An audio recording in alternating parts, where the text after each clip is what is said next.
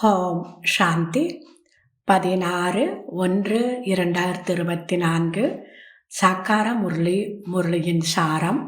இனிமையான குழந்தைகளே, இங்கு நீங்கள் வனவாசத்தில் இருக்கிறீர்கள்.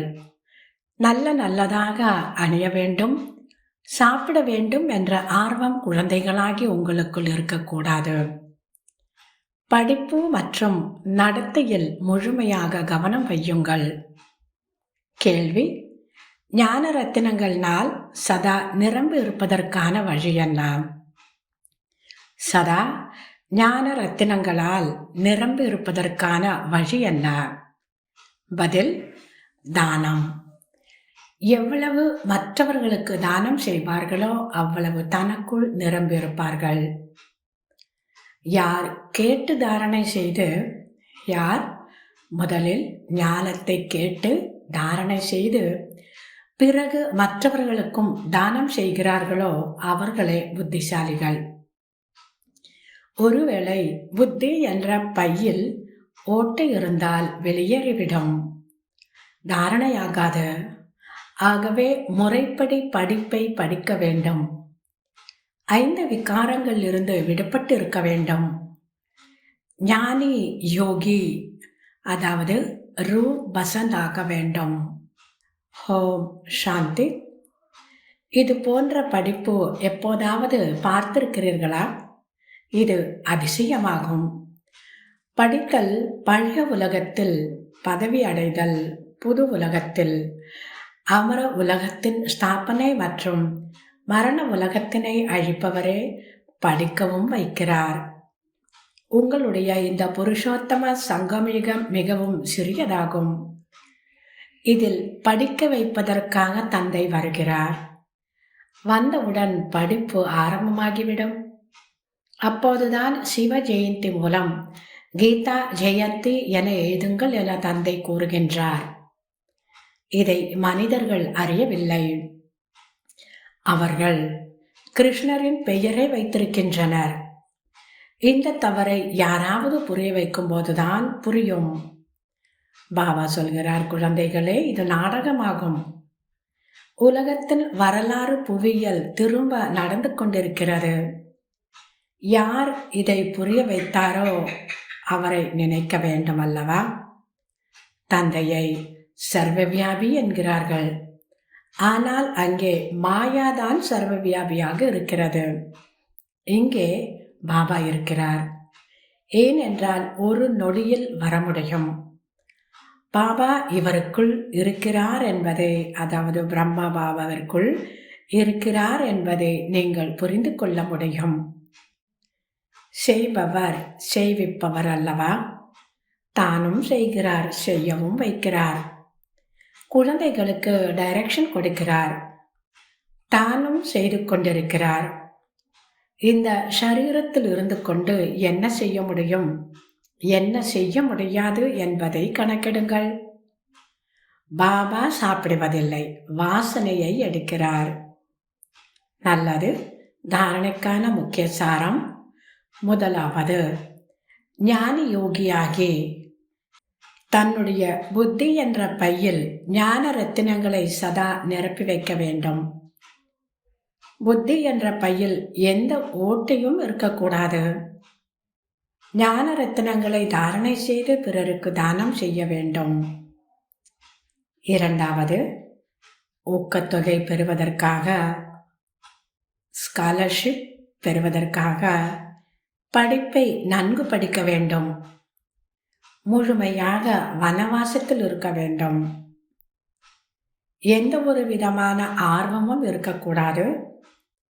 நறுமணமுள்ள மலர்களாக மாறி மற்றவர்களையும் மாற்ற வேண்டும். இன்றைய முரளியினுடைய வரதானம்: விஷயங்கள் என்ற மேகங்களை பார்த்து பயப்படுவதற்கு பதிலாக ஒரு நொடியில் கடந்து சென்று விடக்கூடிய சித்தி சுரூபமாகுக. விஷயங்கள் என்ற மேகங்களை பார்த்து பயப்படுவதற்கு பதிலாக ஒரு நொடியில் கடந்து சென்று விடக்கூடிய சித்தி சொரூபமாகுக. விளக்கம்: ஒரு சில குழந்தைகள் சாஸ்திரவாதிகளை போன்ற விஷயங்களை உருவாக்குவதில் மிகவும் புத்திசாலியாக இருக்கிறார்கள். எப்பேற்பட்ட விஷயங்களை உருவாக்குகிறார்கள் என்றால், அதை கேட்ட உடனேயே தந்தைக்கு கூட சிரிப்பு வந்து விடுகிறது. ஆனால் மற்றவர்கள் அவற்றின் தாக்கத்திற்குள்ளாகி விடுகிறார்கள். இந்த அநேக விதமான வீணான விஷயங்கள் ரெஜிஸ்டரின் ரோல், அதாவது பதிவுகளை அமைத்து கொண்டே இருக்கிறது. எனவே இவற்றிலிருந்து விடுபட்டு தீவிர வேகத்துடன் பறந்து செல்லுங்கள். இந்த அநேக விதமான வீணான விஷயங்கள் வீணான ரெஜிஸ்டரின் ரோல் பதிவுகளை அமைத்து கொண்டே இருக்கிறது. எனவே இவற்றிலிருந்து விடுபட்டு தீவிர வேகத்துடன் பறந்து செல்லுங்கள். இன்னோசென்ட் ஆகுங்கள். தந்தையை பாருங்கள். விஷயங்களை அல்ல, இந்த விஷயங்கள்தான் மேகங்களாகும்.